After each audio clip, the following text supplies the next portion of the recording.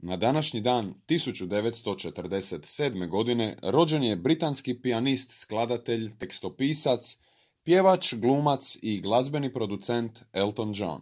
Njegov debitanski album Empty Sky izašao je 1969. godine, a nakon toga je krenuo osvajati top ljestvice. Elton je autor preko 50 pjesama koje su tijekom njegove karijere bile u top 40 najizvođenijih pjesama u Ujedinjenom Kraljevstvu i SAD-u.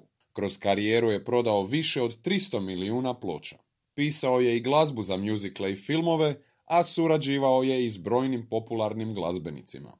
Utemeljitelj je Elton John AIDS fundacije koja prikuplja novac za istraživanje ove bolesti. Nagrađen je s 5 Grammy nagrada, kao i s jednim Oscarom za filmsku glazbu. 1998. godine britanska kraljica dodijelila mu je naslov Sir. Elton John je nastupio 2 puta u Hrvatskoj, a o njemu je snimljen i biografski film. Poznat je po svojoj velikoj kolekciji naočala i skupocjenih automobila.